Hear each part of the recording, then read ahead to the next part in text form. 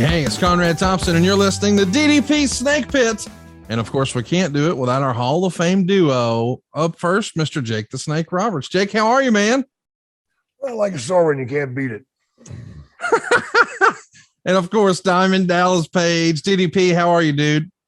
Like the shirt says, unstoppable. Unstoppable, baby. Let's rock it, man. Connie, today I'd like to, because we got a special guest here that we want to bring on towards the end. We don't really do that, but he just happens to be here at the DDP Yoga Performance Center, and he was going to film something. So we already filmed. We already did his autographs and took pictures with him. So, so we'll do. Let's start off with the heels today, and then we'll end with our guest. I like it. So where we left everything off was episode 3, Cheap Heat. We first meet Ricky Rabies, and now we're going to start easing into episode 4. But let's put a bow on episode 3. I want to go back and hit the end of 3, though, right? Absolutely. Yeah. What do you think? Cool. Put over, like I say, if it's a spoiler already, if you haven't seen it, go back and watch it, and zip through this if you don't want to hear it. Want to give props to our boy CM Punk, who did a hell of a job in that show. So good, I didn't even know it was him. Yeah, that's crazy. We talked about that because Jake and I we watch it separately, and then we don't talk about it until we get here. So I thought that was pretty cool.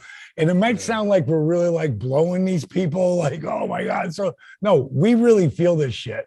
We're not going to say anything. And there's certain times where we're going to throw a flag, I don't really like how they did that. But, for most of it, I think they're doing a hell of a job. So one of the things that I really dug that they got into was right in the beginning of 3, Tom, who is the father, is running, and he's working out. You can see he's a stud. He looks like somebody from the 80s who could have been working in the 80s.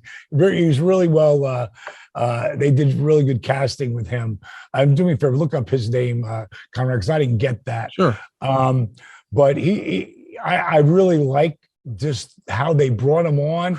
And then you see him working on the house, and because he's got a real job. Back then, he's independent wrestling, you gotta have you ain't making a living just off your wrestling. And those guys back then were, to a certain degree, because it was a territory thing. But then you see him get in the house, he walks in, he grabs a gun, walks out and blows his head off. And today, you think, well, he has suicidal issues or whatever. Well, today, this whole concussion thing, we've heard so many of the NFL players, and they want to keep that as much under the rug as they could. The NFL fought it like crazy, in the beginning, and then they had to concede, like, no, these guys got multiple concussions, and for a lot of them, it's screwed a lot of like Hall of Famers and regular players out of it. So, immediately made me think of Eddie Graham. When I saw that, who used to run the Florida territory. And what did you think about that, Jake? When that happened, I couldn't believe that. I respected that man. He was God, to me. You're talking about Eddie Graham? Eddie Graham. Yeah. He was just unbelievable, man. And then to see this part on heels acted out the way it was, for a brief moment, you wonder if it was the deer that he was going to shoot. But man, boom, he just turned around and dropped himself. But I wonder, I'm sure the people there that are doing the show, they're going to fill in the backstory, of course. Right. Because they've already proven that to me, that they are filling in the backstories of where you get the real deal. And I really think they're doing a great job on the show of doing that, not only with the father, but with everybody else. Right. And that's what's turning me into a fan, is I'm understanding why these people are the way they are. And whether it's showing the jealousy from one of the wrestlers, right, who's not getting the push, right, the rooster, how he acts it out. Yeah, he's good. Takes it out on somebody else, but then brings it back. They're doing a pretty damn good job on this show. Oops, I'm a fan. Okay, I bit. The hook is set deep, and I'm not going nowhere. I can't wait to the next episode, which I'm going to watch tonight. And yeah, they're doing a great job, man. And folks, if you haven't watched the episodes and you're still, if you've watched the episodes and you still aren't hooked, you need to check your pulse. You might not be alive. One of the things I like too in that episode 4 was episode 3, where you had the kid, you had Ace, and he wants to be a baby face because he wants to be cheered, and he hasn't really realized He wants to be his dad. Right. But no matter what, he from the football field, and they dropped that pass. He could have been somebody, but he wasn't. And now he's wrestler, and he wants the accolations. He wants people cheering him. Yeah, he needs it. But outside of it, he's a fucking asshole. He's a jerk, man. He's a real heel. And a lot of times, as you know, that's kind of some parts of our business, because their egos got so big, and then they don't have the time to do things. And it happens though to a lot of the guys, and you get lost in the lights, man. I liked how he was working the promo, and like they gave, it's still written out for him, it's kind of like what they do, in the big time up at the show in WWE. They write out your stuff, and then guys who really know how to talk, they can adjust it to fit them. And that's what you see him doing. And this is where you really start to see Crystal start to be like, she's really smart. She's the smart one. Yeah, she's the smart one. She understands. And like, he's a heel because she's around him. She knows he's a heel. Yeah. And I kind of really liked how they played that. And then later on, you can see him in the show becoming nicer, and he's embraced being an asshole to the people. Yeah. And that's what I can remember, me being as big an asshole as I could be on the mic. Which was huge. And people would meet me in the bar and they go, wow, you're nothing like that guy. I go, well, I love playing the bad guy. And a lot of the bad guys are the nicest guys. So, baby faces are usually full of their shit. They don't have time for you. What'd you think about that, Connie? No, I thought it was a good episode. And I did think the same thing you did about the whole Eddie Graham comparison. And I did find his name. The fellow who plays Tom Spade is David James Elliott. He's good. He's good. Yeah. Great casting on this show. And then we ease out of Cheap Heat and we get into episode 4, which is cutting promos. And I love the names of these episodes. Just to recap, episode 1 was Kayfabe. Episode 2 is Dusty Finish. Episode 3 is Cheap Heat. Episode 4 is cutting promos. Jake, what'd you think of episode 4? I liked it.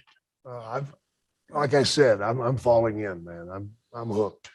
So these guys are showing some of the backstage stuff that does happen. But some of the stuff you got to throw a flag on. Yeah. And I'm going to throw a flag here on my favorite character is the Wild Bill character. Oh, he's just like me. Yeah. Well, he's you. He's a little bit, he's a couple of guys put together. But he's 3 inches taller, he'd be me. Yeah. He's a lot of you. Everywhere. Yeah. But he really takes it to a different level of being an asshole. And the confrontation with him and the lady. Yeah. Willie, she that was really wild, man. Yeah, that was really wild how they really stepped him up. Like he's one of those guys. And this happens in our business, and it happens in professional football. It happens with people who are head of the DMV. You give someone too much accolades or too much whatever, they believe their shit, and they feel like they have the right to be that.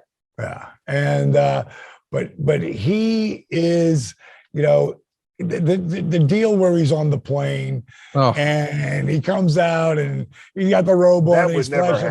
That would never happen in a million years on a regular flight. So right there, you guys, I'm throwing the flag. It would never happen. And He never would have talked to anyone else again. He never would have talked the way he did to anyone in the office like that. Yeah. He would be immediately fired. Yes. So I don't want people to think that's true, because that's a bunch of shit. So as you can see, what we don't agree with, we're going to come back and call it out. Call it what it is, man. Call it what it is.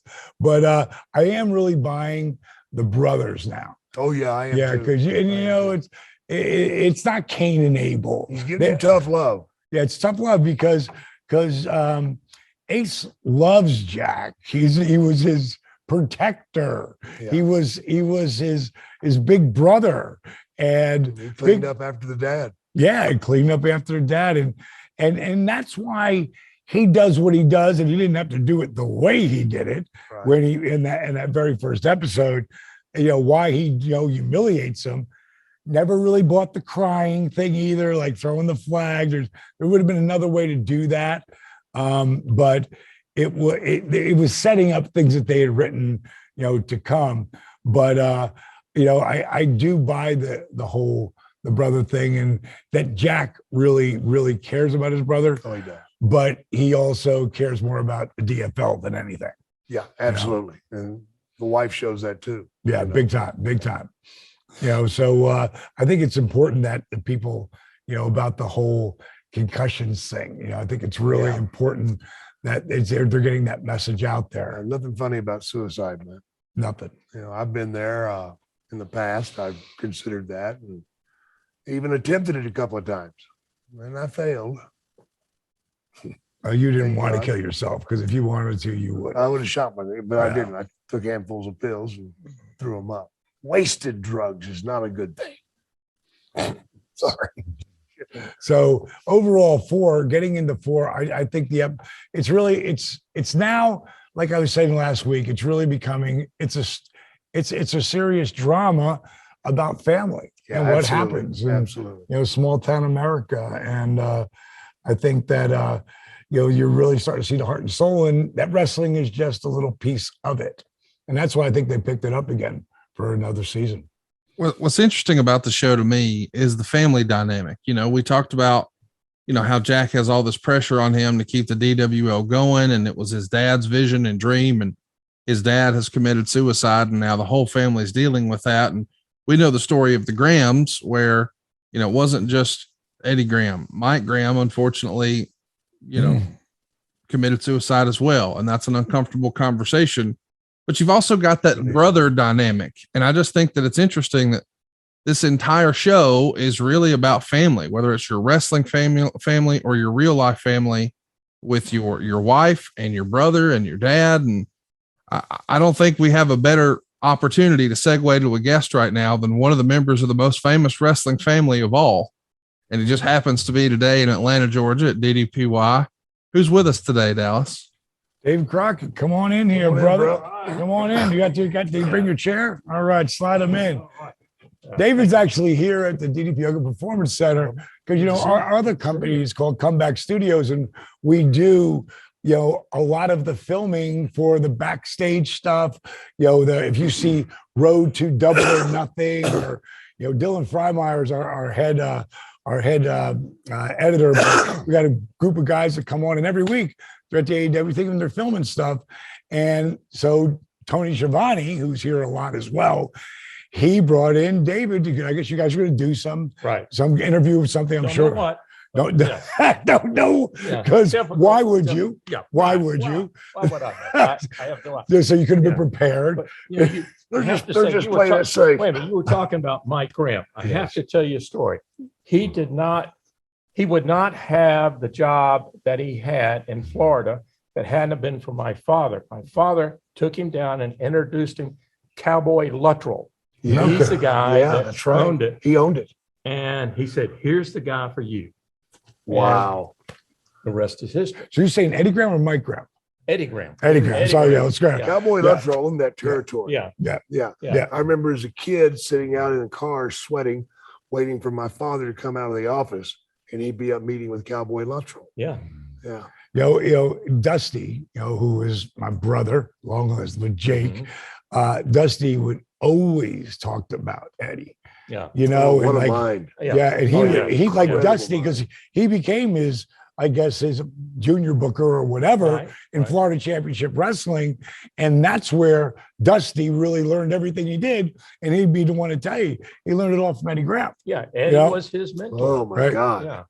That Eddie would, working for him was hard because he got the best out of him. And he would do it if you were qualified for that position. He would lay out a finish, which most of the time is just several moves, and then you Right. do what you're going to do.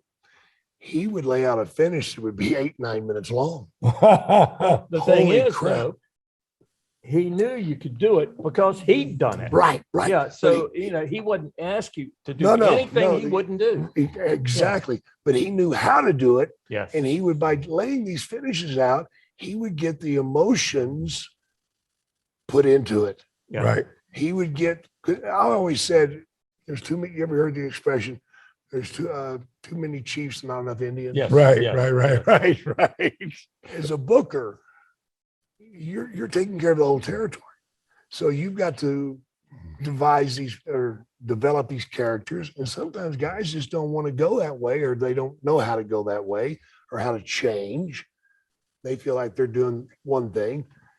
You don't ever want to do one thing. You get stuck in a rut. Right. Right. And it's not new, it's not refreshing, it's not exciting. But Eddie Graham would give you these finishes that would make you a better wrestler, a better performer. Plus, he gets you to buy into it. Absolutely. Become that character. Oh my God. He would make you feel, that move, whatever it's going to come Yep. about. And he'd let you know what's down at the end of the tunnel. And you go, aha. Aha. You Yeah, always have the aha. aha moments. Yeah. Now he's the one that told me when he would lay a finish out, he would not watch the match. He would listen Yes. to the match. Right. I did. And he Right. would Same tell thing. you, Mm. they missed a spot. What do you mean? There should have been a pop there, or there should have been a oh there. Right. Oh, What the hell did they do wrong? So when they come back from the ring, you say, "What'd you guys miss?" Well, that one spot we missed that one. Yeah, I could tell. Mhm. And it's absolutely the truth. I know later on, whenever I started booking and designing finishes and stuff, I could sit in the back and listen and know when it went well and when it didn't, and what they had missed. Right. And it's incredible insight into wrestling, Mm. because that's how you get the emotional hookup. I've always said that, the lights and the pyro's all great, but man, there's nothing like watching two guys get out there and take a match for 20 or 25 minutes and take the people on that roller coaster. And that's what they pay for. They want to go on that roller coaster. They want the aha moments. They want the, oh my God moments. Right. They want to You be know, surprised. I've always said that wrestling was like sex.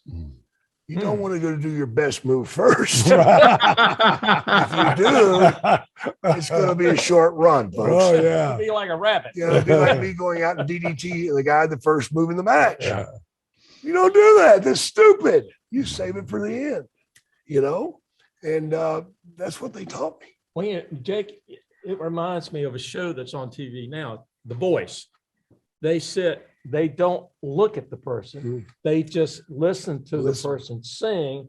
And from that, they have to visualize. Right, what they would be like. Right. Yes. Yeah, Right. that's good. And- That's a great analogy. That's a great I've not analogy. watched And that's that why yet. they did that, Right. because it was all about being pretty and blah, Yeah, blah, blah. Like, right. no, you go back to what we grew up with, the three of us grew up Right. with, because we're all in our 60s. You Yeah. know, the three of us grew up with real rock and roll, Yes. real, like the best music ever. You didn't even know what the people looked like. You Greatest just heard. musicians. They were musicians. They were their voices, the stories they sang Yeah. about. Yeah. You know? And they didn't have all the pyrotechnics. No, and, didn't the light need it. shows. No. But that's where I've always said that you take the pyro and all that stuff away from some of the guys now, and you don't have a whole lot left. But You have nothing. by the way we wrestled, we did not hook you up visually. We hooked you up emotionally. Right. Yes. We got you tied to the character. Emotional highs last forever. Right. Visual highs, you start looking for the next pop 10 seconds later. I want to see something else. Your mind does. You know, it's that quote. I can't remember who said it was a black woman a long time ago.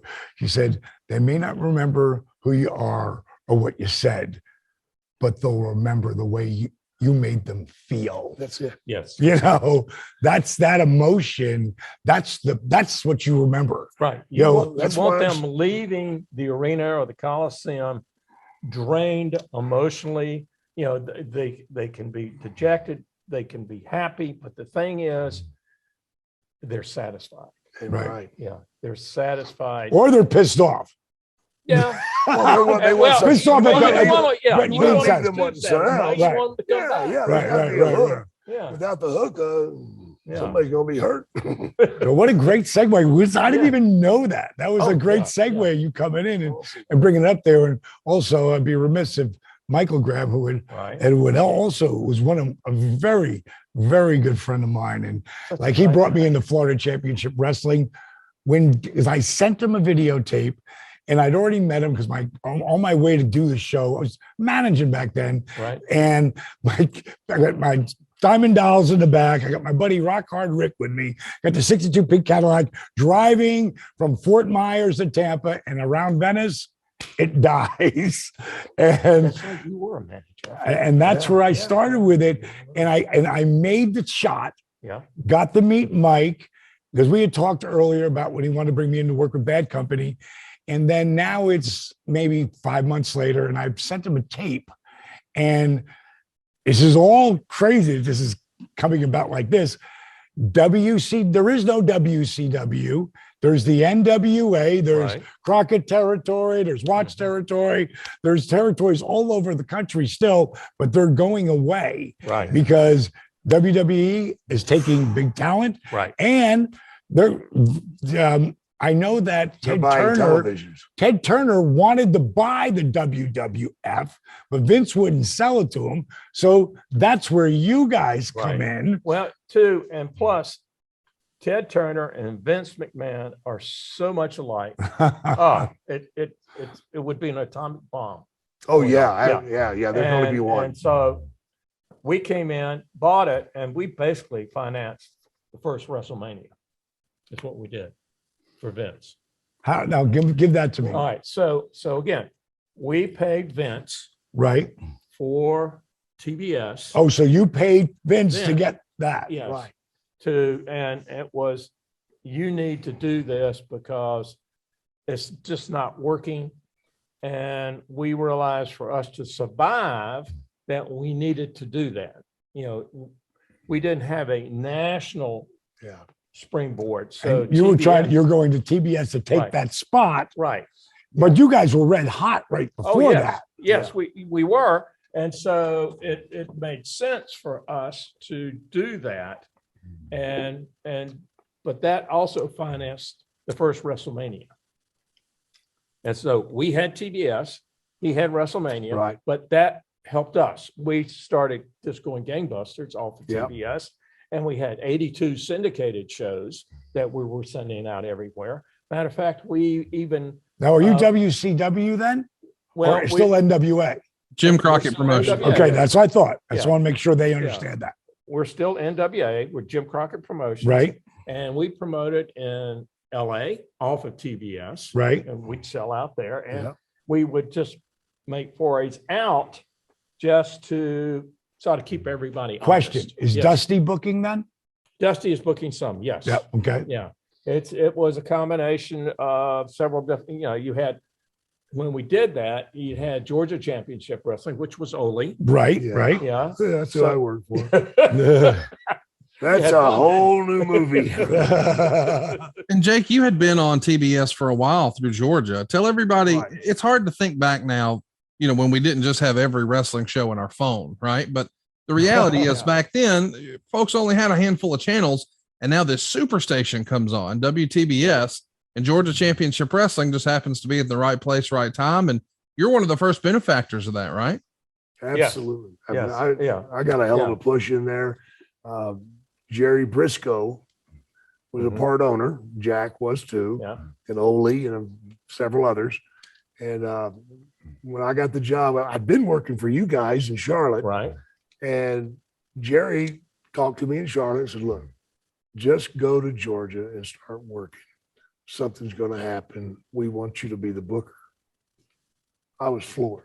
I was floored. What, me?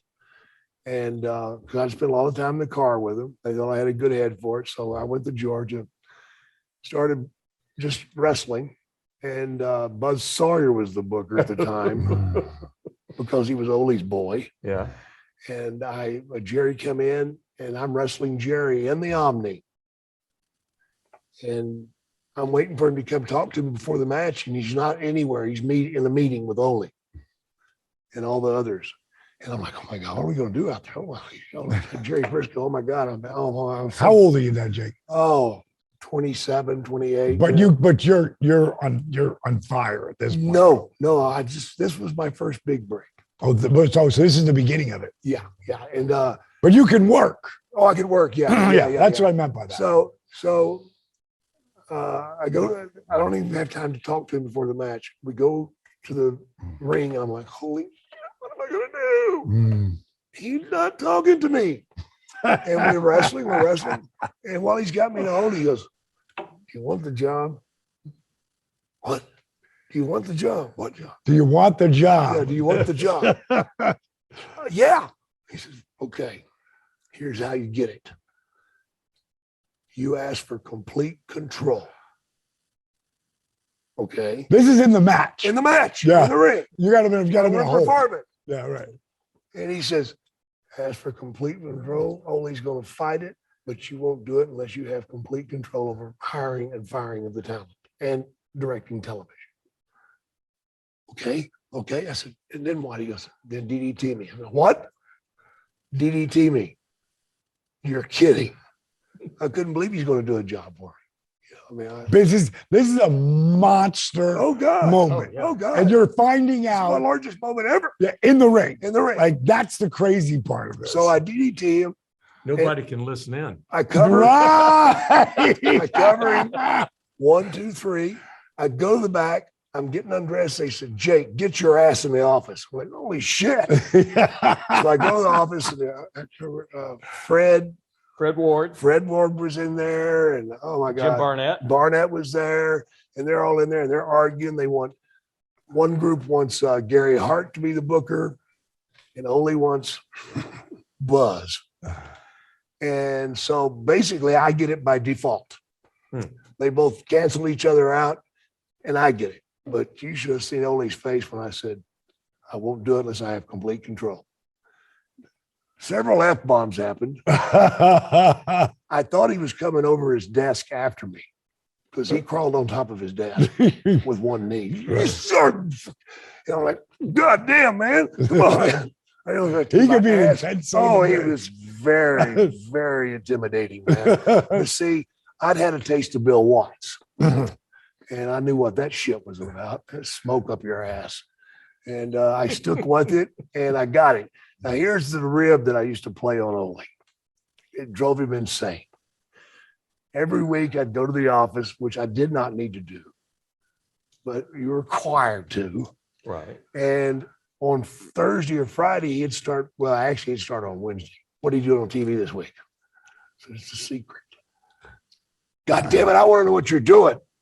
You're not pulling this shit with me. You know, and he every day he's on my ass about it. Finally, on Friday, as I'm leaving the office, I would give him a bullshit lineup that made no fucking sense at all. That was just, what the fuck is this shit? And as I'd leave, I could hear him screaming, get here! And I just keep going.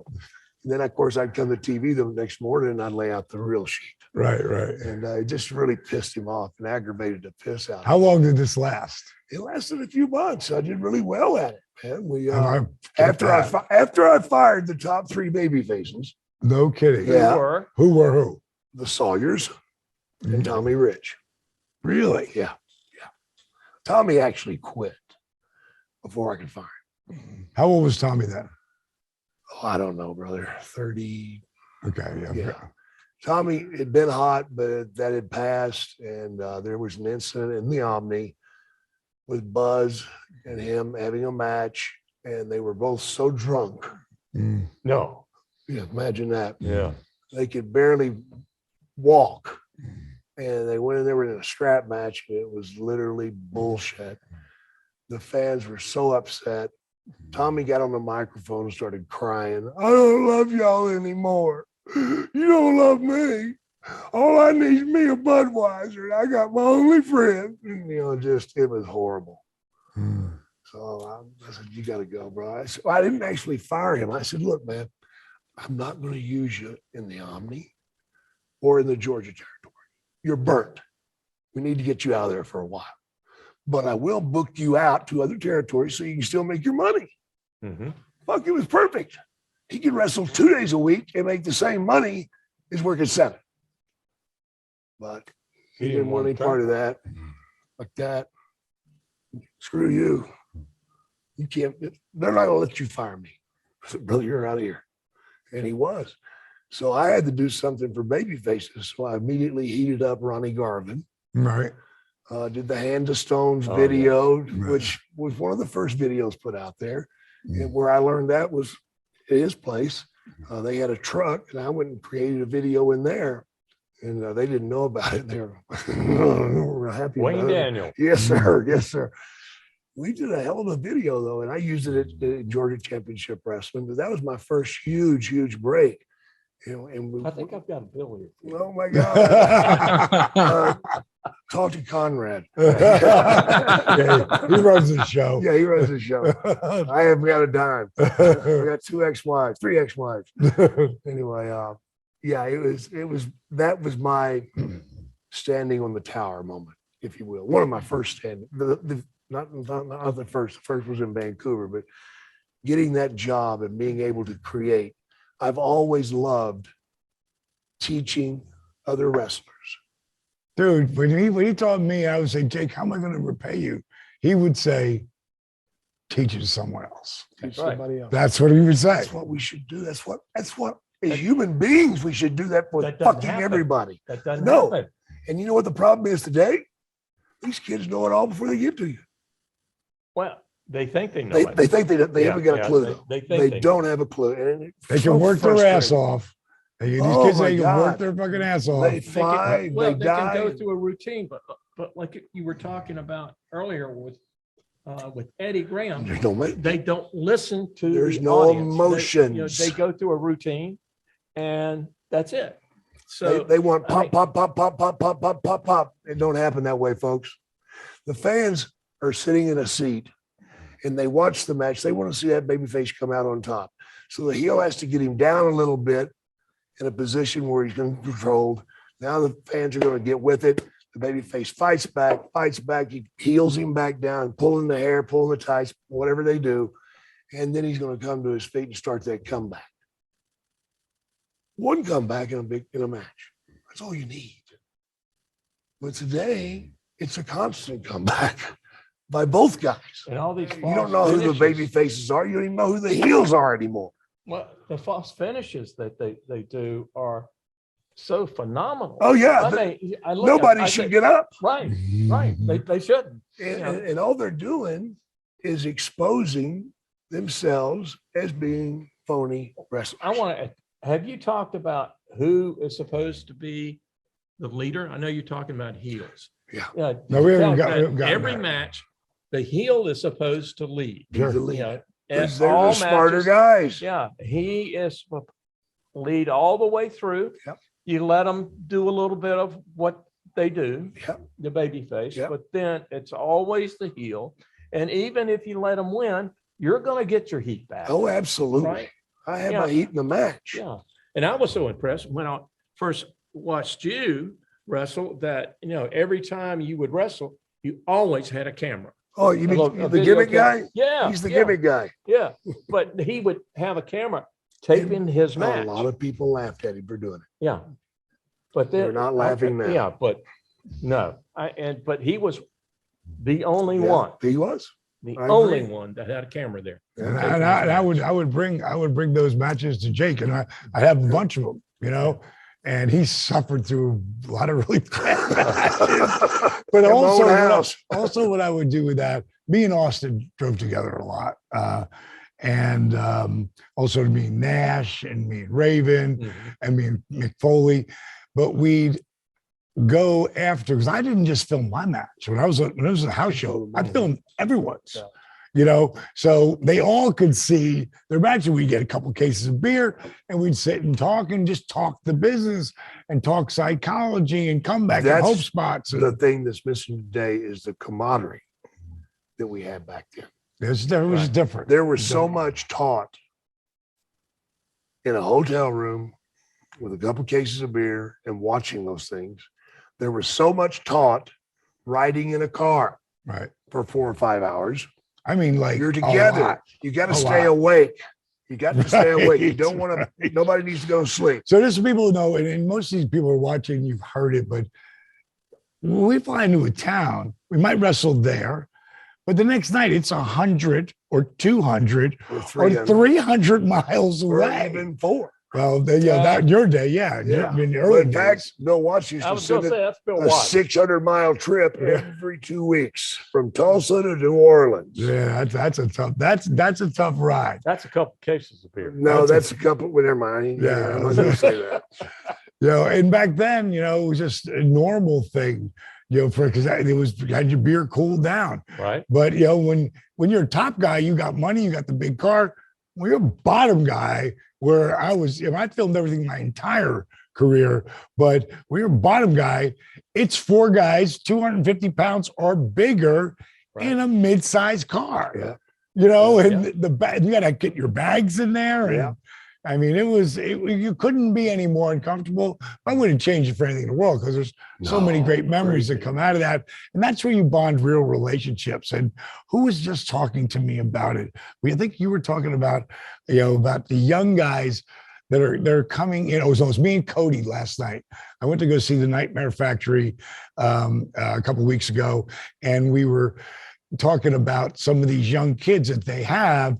And he's like, hang out with those guys, because they don't really get the chance. They don't drive.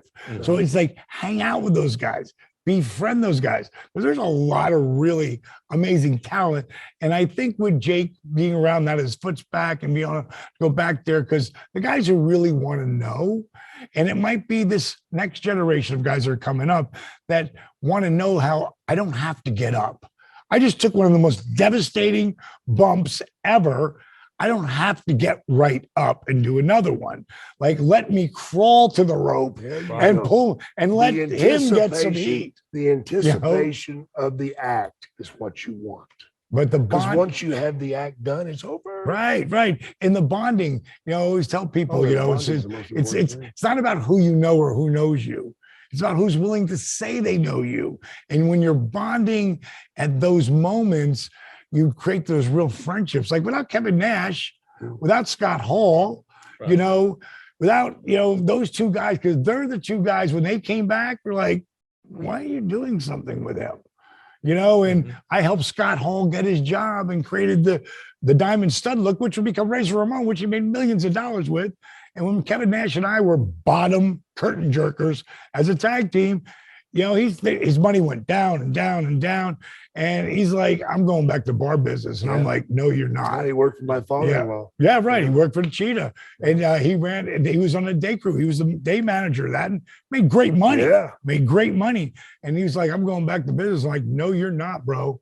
You're going to be one of the biggest stars in the world, bro. It's hard to hang on sometimes, man. But he did. Fire in the belly. Yeah. The fire in the belly is going to determine if you can stick it out. Yeah. I was thinking about the camaraderie that you developed back in the day in Florida. There was this ratty ass holy T-shirt that was treasured more than money. And the way you got this shirt was by kicking the owner's ass. And it was these were guys that I'd never get out of the car with. The Briscoes and those guys, And when you say get out of the car with, fight. Right. That's what wrestle, it means. not punch. No, he but means to like, wrestle. no, let's get the pull the fuck over. And let's see. Let's see. So we'd be drinking, and we'd be following them, and they'd pull over. Oh my God, they're going to do it! And we'd pull over and get behind them, put the lights on them, and they'd get out, and the next thing you know, this guy's cut and bleeding. They throw an arm around him, give him a beer, and hop back in the car. You didn't get the fucking shirt, did you? Hell no, but I got that. I want to point out because a lot of people know Jerry Briscoe, but they know him as being the clowns that Vince did to him. Yeah. And Pat, the clown. Jerry Briscoe is one of the baddest men alive. Amen, brother. Breathing Amen. air. Yeah. The baddest motherfucker out there. That's why I didn't want to lay on top Yeah, of Jack, him. you're both of them. That's both why I of them. did not want to lay on top of him. I thought something was going to happen to me. Yeah, the more they drink, they'd have that gleam in their Oh, eyes. God, They're you're looking- glassy. Oh, When he got they're glassy, uh-oh. old Wahoo used to get out every now and then too. That crazy son of Yep. a bitch. Dude, Oh my that is the God. biggest hand I ever seen. Oh, he His beat bag the of shit. pills. Bag of Exactly. pill With vitamins. the paint, spray paint on Yeah. it. Oh, we used to go around in his head and we'd leave a big circle. Oh my God. He would get so pissed off. Oh, Man, But it God. all come off in the bag. Yeah, I know, but it didn't matter. You know? I had so much respect for him. What a great athlete he Oh, was. Yeah. What do you play for the Jets? Yeah, Yeah. the Jets Dolphins. and Dolphins. Dolphins, too. Yeah. Yes. In college, he bet he could run from Stillwater to OU, How far is that? 40, 50 miles. He bet a 6-pack of beer. He was in college. Right. By the time he had ran it, he was getting national coverage. Really? They brought cameras out watching this crazy fucking Indian. When he played football, they'd say, tackle by who? That's Wahoo. That's who. Wow. He was a beast, bro. Yeah. I remember those nights working for Oh. Mr. Crockett here, and I'd watch Flair and I'd watch Piper come in, and their chest would just be bleeding Yes. because Yes. Wahoo would take you out there and chop you so hard that you got giant blood blisters. Oh, I'm And by sure. the end of the match, he'd bust them for you. Thanks, Wahoo. You know what that's So like? glad I missed that. You know what that's like, getting 2 or 3 nights in a row of that shit. Oh my God. Another one that's good at that, John Valentine. Oh, well, that's a different animal there. He was Oh. a killer. Now Johnny came- Valentine broke his back in The flight the flight. Yeah. crash. Yeah, he and I were on that. And he was telling me, he said, David, be glad you don't remember. So you got knocked. You got out. I had a real bad concussion.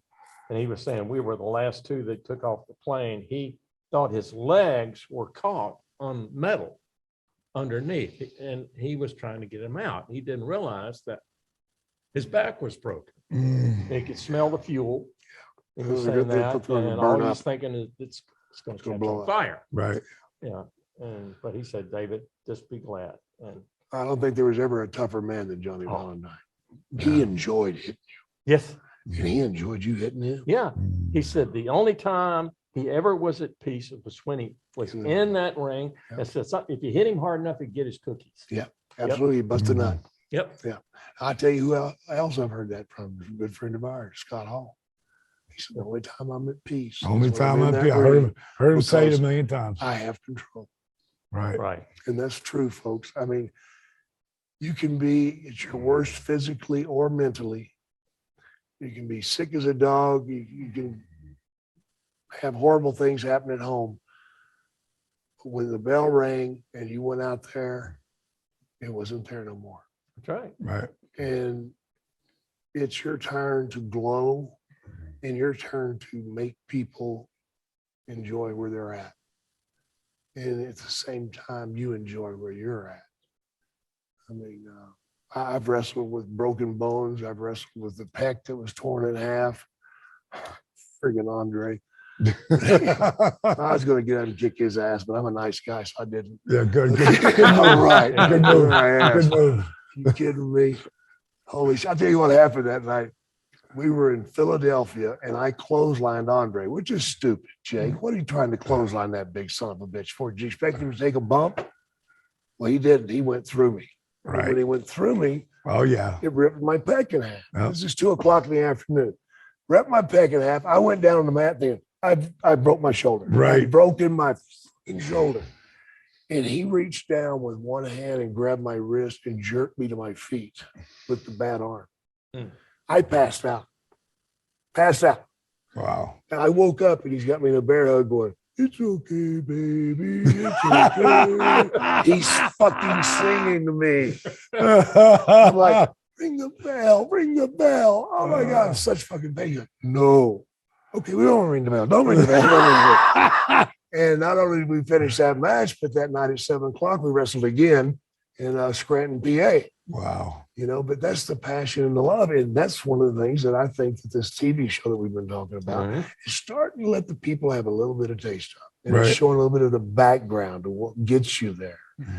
You know, from watching all those years and being a big part of wrestling, the passion that the guys have. Oh, yes. Yes, and you know, the frustrations that you Yes. guys had. Yes. You know, having to deal with attitudes and deal with injuries and just everything. And you think you can count on one thing, and be goddamned if something doesn't happen, that one thing ain't there. But it's also the ability for everyone to pitch in and make it happen. Absolutely. Look at Magnum. Yeah, absolutely. You know, when he had the car accident, Yeah. you know, that all of a sudden everybody pitched in and made it work. I'll tell you, Mags, and Oh, that guy, and He would've Stinger, been a not great- to he take would've been- anything, he not would've been a take great anything champion. away from Stinger. heir apparent. Yeah, not to take anything away from Stinger, you know, who was the Right. franchise, all of it. But I don't know if it's the same exact run if Mags doesn't get in that car accident and doesn't end up. He would have been the guy. He would have been, Yeah, because he he was had the being look. groomed. The camera loved him. Yeah. You know, that's, you know, that The mustache. Yeah, so handsome, stupid handsome.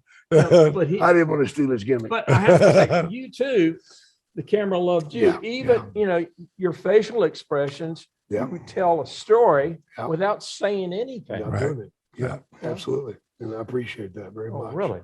It was, It- I it- loved your interviews. You know, I'm almost embarrassed to tell you guys this, but I never had to think about that shit. It just came to me. And I would remember 3 or 4 words of a song, Right. and I'd throw that in there. Because I kind of went with the thought of, if I say something these people have heard before, they automatically believe it. So if you say several words from a song, they go, "Oh yeah," and you think about it. Right. I know. I remember that. you said, remember it. and Dusty used to do that too. Absolutely. They used to do all the Absolutely. and Superstar Billy Graham and Bob Dylan doing their You don't stuff, have to be the man. greatest writer. Just be smart enough to know where to steal your shit. Right.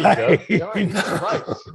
Absolutely, man. So let's get into when now it becomes WCW's Ted Turner's WCW. How does that transition from where you're at and you guys got your guy? How does that happen? See him shaking his head. No, I Oh, know, my God. but that's what I want to hear. Because Yeah, how did that man. transition happen? How did it happen? It's called money. Necessity. Necessity for money. Time sales we had, but they weren't coming in on a regular basis, you know, 180 days, even longer, and just goes on and on and on. And Ted Turner looks and says, "You're a small fish, I'm a big fish, and I'm going to eat you up." And he said, if you don't sell to me, I'll kick you off and I can stand it longer than you can. Truth. That's true. And guess what? He was right. Hmm. So, you know, and I'm going to say this: Jimmy had already made his deal with Ted, and he wanted it. I did not. No, I respect you so I much did more. not. I did not, and I bless you. fought it, and then as I called was the mother card. My mother came to me and said, "David, you're going to do this." I said, "It's not right." You're He said, right. Yeah, and Rick wasn't Yeah. going to go. He said, and I was trying to get some people lined up for it, and I ran out of time. And you know, it's the rest is history. But the thing is, Ted was the only one that wanted us. nobody on the board of directors. Yeah, that company Nobody. never helped anybody No, in our business. wait a minute. Then Jack Petrie, he's the first one on the board to get us. He didn't want us, but everybody saw, oh God, we can add this to their budget and this to their budget, and for syndication and you name it, editing, all this. So we were, as far as paper money, as I call it, play money. Yeah. They used us as cash cow. Yeah. And made their numbers look good. Our numbers looked horrible. Yeah, they did. And nothing worked until Bill Shaw, who was an original Turner guy, he was head of HR, and he said, I'll take it.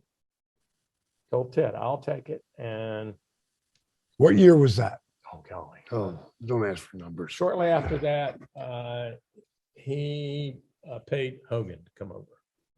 Okay, because I remember, because that's where Bischoff had told me Right, that he had the idea of bringing Hulk in. right. And no, let's go before that.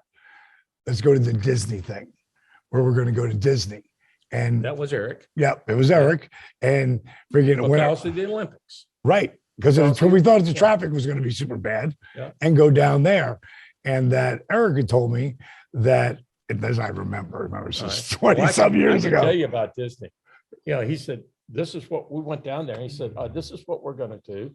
And we're going to set up, right at the entrance of Disney MGM. I said, sure.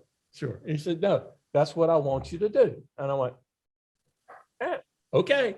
And so I got with our people, and we figured it out, and that's what we did. We set it up, at the entrance to Disney MGM. We used their editing facilities there, for editing, the matches and so forth. And Wow. sent tapes back to Atlanta. And we were there for 6 weeks. weren't we? Yes, Yeah. 6 weeks. yeah. Yeah, we stayed at the Marriott Suites, I think it was. And the resident residence, yeah. suite, yeah. Yeah. They're down there for 6 weeks. And I remember Bish Fish telling us. Bones. Remember the restaurant? Yeah, that was a great restaurant. But that was what year was that? 96, 93. right? Yeah. 93? 93 is when Shaw took over. Okay, yeah. The but- Olympics, but- the Olympics were. Oh, the were Olympics were 96, 96. Yeah. Yeah. Yeah. So let me ask you, let's go back a little farther than that. Because this is how I was originally brought up Mike Graham into this. And what had happened was, I want to say, I don't remember exactly what year it was, but there was a year where Dusty left. And he left, I don't know if it was when WCW came together. This is before he ever went to WWF, because he came to Florida. All right. And he, When Jack Petrie took over, he brought Jim Hurd in. right, the pizza guy, right? Yeah. And he, and he was an old military guy, and Mm. he and The Dusty clash. He wanted, it's black and white. There's no Right. gray, and you're going to do it this way, and that's just not what you do. Yeah. And so dreams, this is how my initial time I meet Dusty, Right. but I don't get to meet him yet. Mike Graham calls me probably about 12:30, 1 o'clock in the morning. Mhm. And I'm a nightclub guy, so I'm up till 3 or 4, but I got to get to bed because I got an early flight. Because I work for the AWA 1 day a week, one day a month, and we film 4 TVs. I got strep throat, and I hear my phone go off, and I'm just gonna let it go to the answer machine. Then I hear Michael's voice. DDP, pick up the phone. It's Michael Graham. Diamond, wake up if you're sleeping. Wake up. Come on, pick up the phone. I'm sitting here with Dusty Rhodes. I go, hey, Mike, how you doing? It's like, he goes, I'm sitting here with Dusty Rhodes. We're going to pop Florida. Dusty's coming back in. We're going to pop the territory. And, we're talking about Gary Hart, talking about Baby Doll. And, we want to see, I've been telling him about you. You're a young face that, fresh face, really hasn't been seen that much. I said, he goes, I want you to get on the phone and treat him like the biggest mark ever. Cut a promo on him. I go, Mike, I got strep throat. I got nothing prepared. I go, put my tape in. He goes, VCR is broken. you're up. Good God, Dustin Rhodes, the Tower of Power, the minute. Man, I went on, I stole everything he ever said, Albano, myself, whatever, for about 30 seconds. And I said, that's all I got. I got strep throat. Silence. Dusty? I'm thinking he fucking hung up me or something, right? And then I hear, was that a recording, kid? And we ended up talking. He brought me up there that next week when I came back from AWA, because I'm still running my nightclub in Fort Myers, Florida. I quit my day job. I'm not making any money.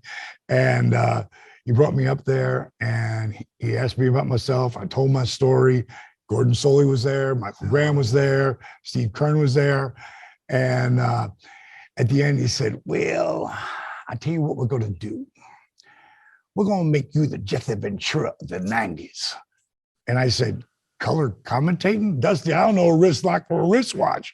I said, I can't do that. He said, no, don't worry about it. Gordon Soley going to walk you through it all. And that's how I got up there. And that's where I bonded. Oblongata, he's got him stretched over the road. Oh, that's very good. Oh, yeah. The 13 different languages. Yeah, he always had the medical terms. Yes, like, yes. holy shit, this guy should operate for The me. third metatarsal of me.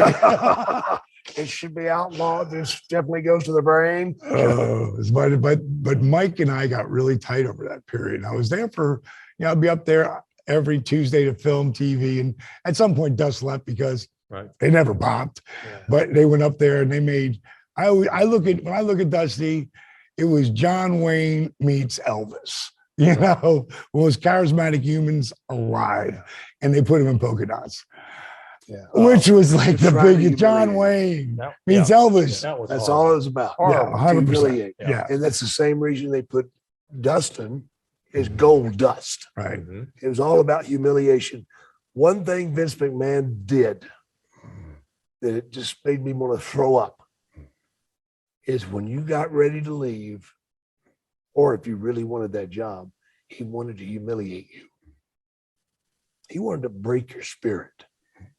And that's just fucking wrong, man. No, that sucked. Look at Terry Taylor, the Red. No, I know. Yeah, that was a hell of a worker. Stories. And that's my only bitch about Vince, man.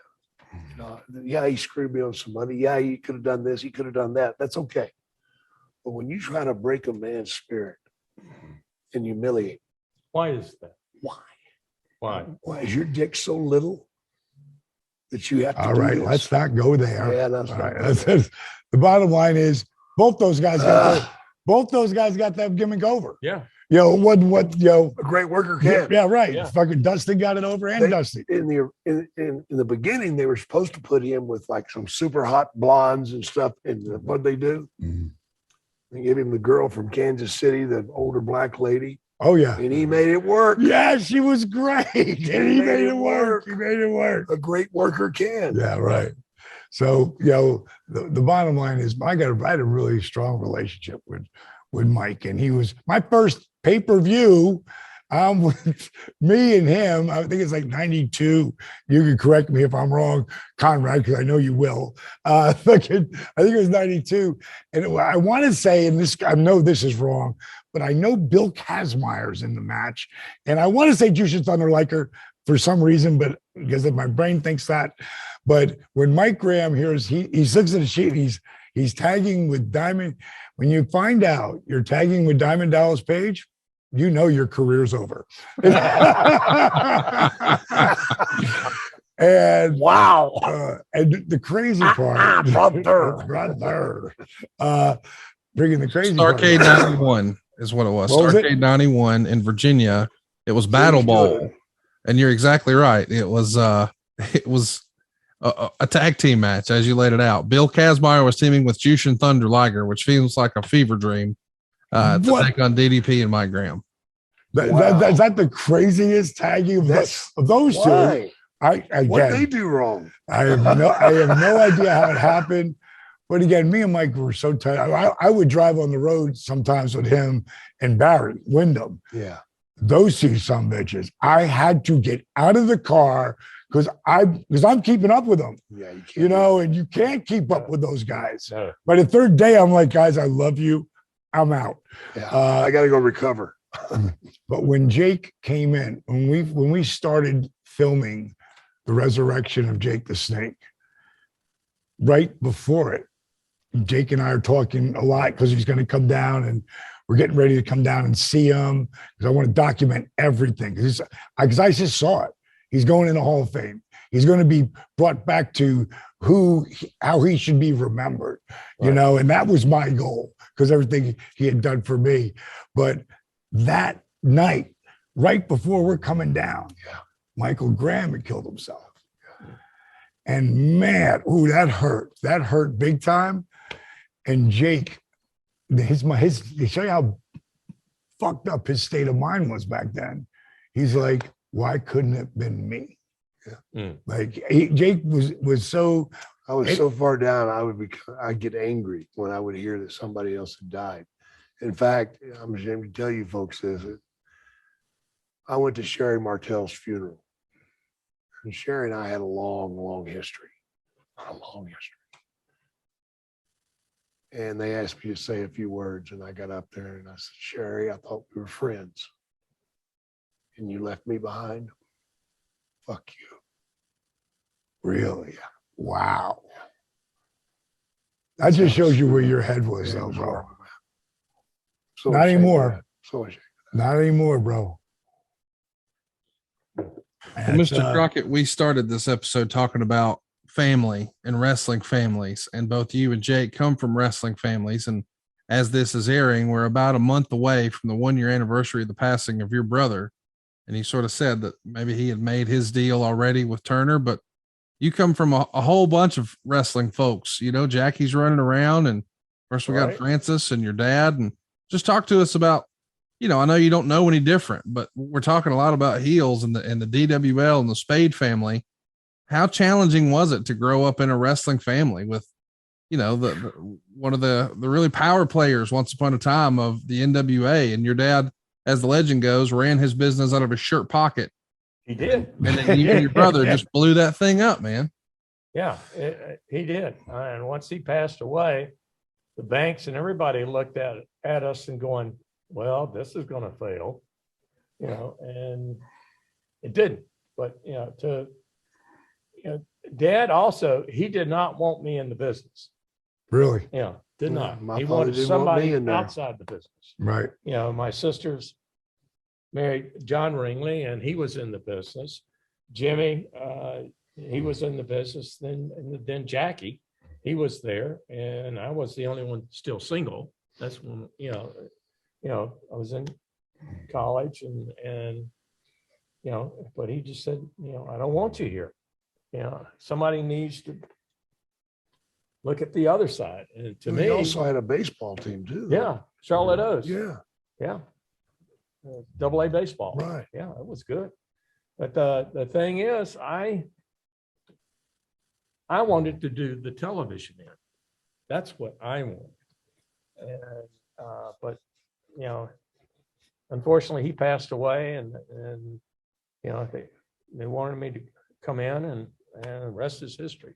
I renovated the ballpark, got the team there. Next thing was created our television production company, got a television truck from Eastern North Carolina, ripped everything out of it, put tape machines in, a dubbing facility, and interviews, and you name it. We were cranking away. I remember as a kid, again, just like in Florida, my father coming to see your dad, and he had to go up some back stairs. Yeah, East Moorhead. Yeah, Mom kicked him out of the house.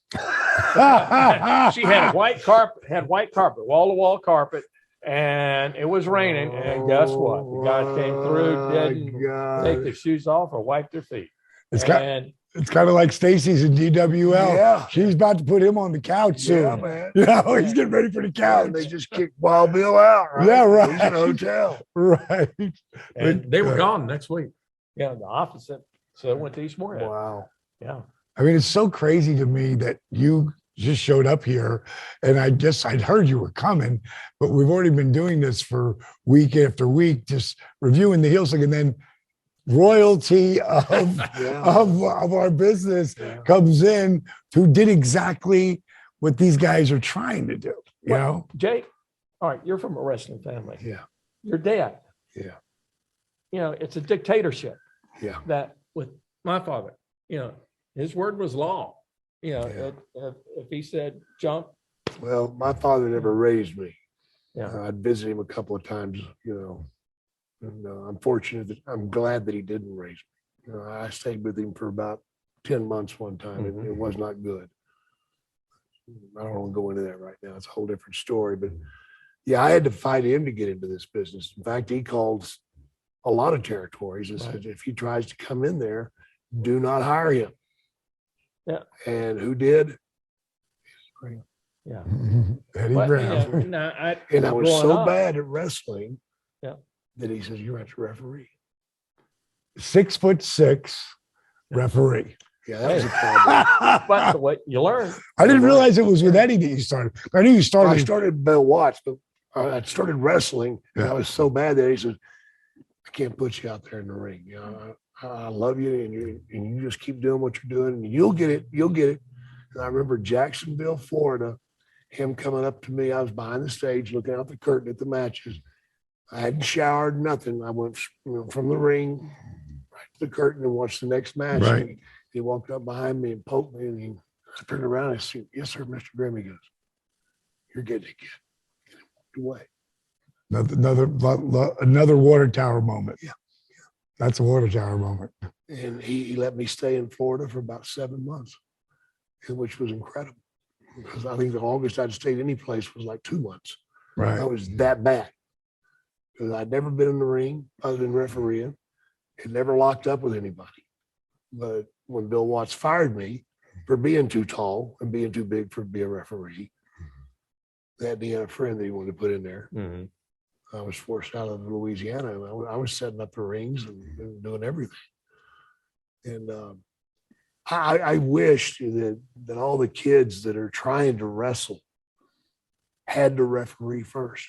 Right. No, I Because they agree. can learn Good point. so Yes. much. Yes, you do. And you also learn how to act in front of people when the light's on you. Right. Where to stand in the ring when something's happened so you're not in the fucking way, Jake. you know, And not blocking the camera. Right. And look at the camera, be in the Right. right position so you're not got your ass to the camera, you know. And Right. You learn so much. And I'm very grateful for that, because I don't think I would have ever made it. I didn't realize that that's where you really started, God.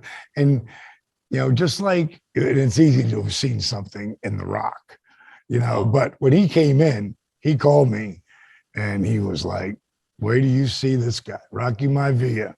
He said, he's so good looking. I don't know if I want to fight him or fuck him. You know, Yeah. he came to WCW for a little while and Rock Yeah. did? yeah, came through. How the hell did I not remember that? And well, he didn't wrestle for us. Oh, okay. And nobody wanted to look at Wow. him. I bet that person's pissed off. You know, it's funny because Jake, you know, and when I finally got to meet The Rock, I was up in Canada we had a pay-per-view the next day and they had a Saturday show. And, you know, no one ever goes to the show unless they're looking for a job. Yeah. But I just signed a multi-million-dollar deal. I just got paid for the first time ever in the business. So I wasn't going anywhere. But Big Show, you know, Paul White, he was the champ. They just brought him up.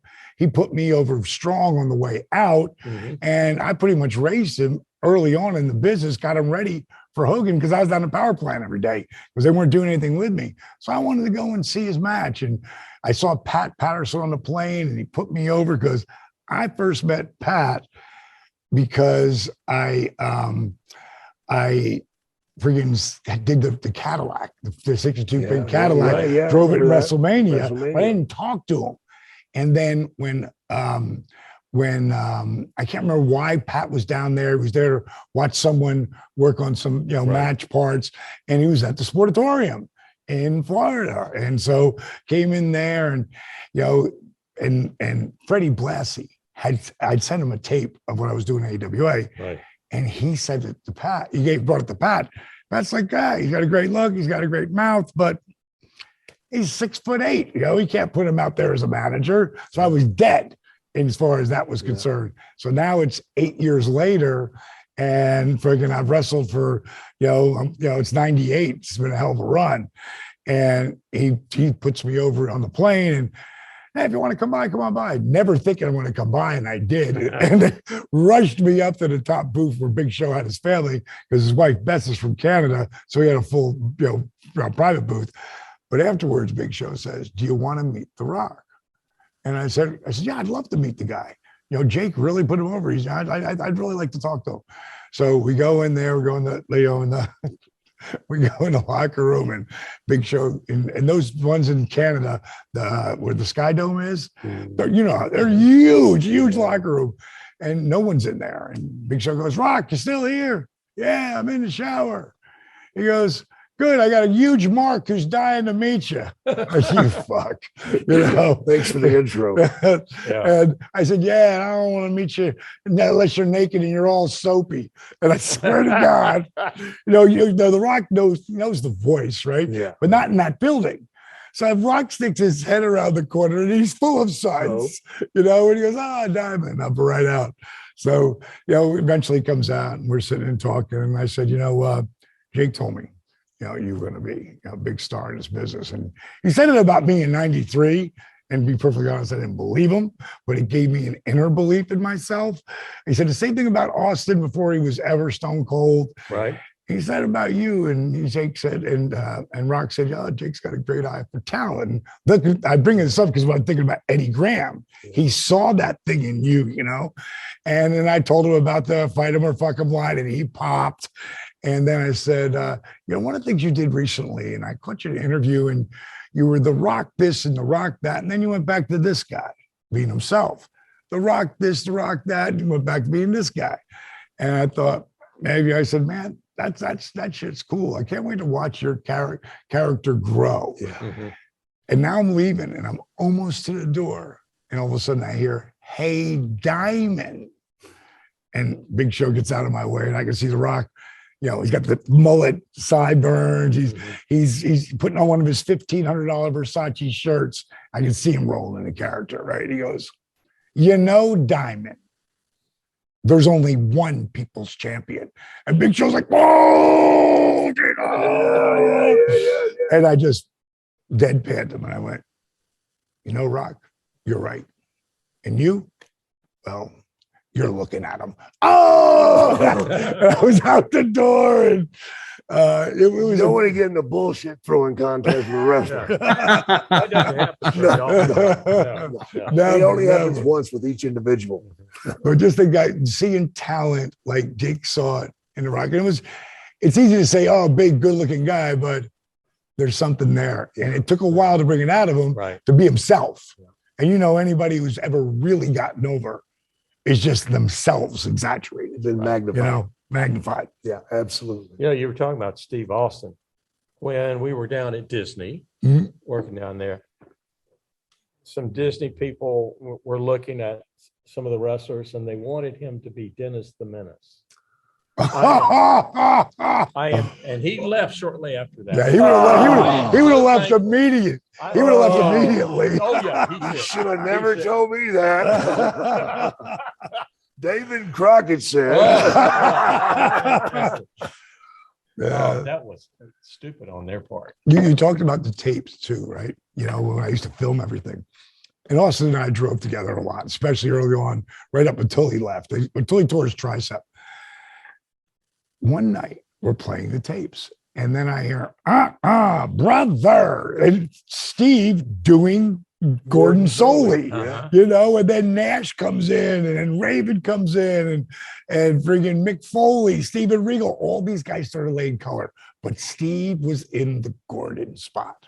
They would come in and do it, and they were so amazing. But every night, I just overtaped them, never thinking. But right before he left, I thought to myself, what the fuck fuck am I doing? I got to start saving this shit. So it was a match between me and Pillman.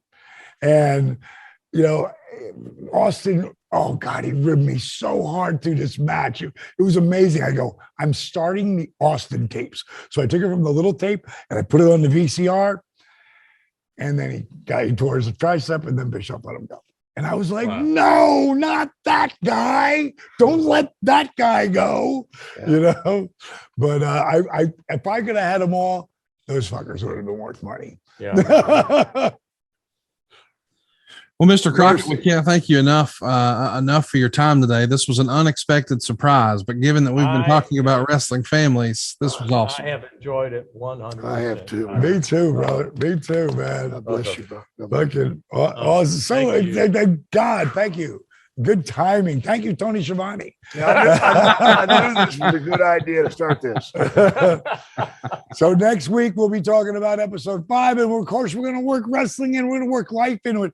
Conrad and I got on the phone the other day, and we just started going all over the place. So I can promise you, as this goes on, you're never going to know really where we're going. We might even talk to you about cameos. Why do we talk to you about cameos? Well, I'll tell you why. Let them know, Jake. It's a lot of fun, man. Let me quit your job for you. Let me break up with your girlfriend. Oh, let me split with your wife. Oh, yeah. I can do it better than you, and you don't have to waste your breath. And one of the I've things, had lots of practice breaking up. and one of the things you got to know, if we see on there that you went through iTunes, which means iTunes takes 30% off the top before Cameo takes 25. So neither Jake or I are going to say yes. Thanks. What we're going to do is decline and say we'd love to do your Cameo, but those bastards at Apple take 30% from us before Cameo takes 25. So go to cameo.com and you can get the pep talk. You can get some of the fire. To the horse's butt when you can speak to the horse's head. Perfect. Perfect. We'll be back next week with horse heads and all. In the meantime, if you need to hear from Jake or DDP, go to cameo.com. We'll see you next week right here on DDP Snake Pit. See ya. Bye.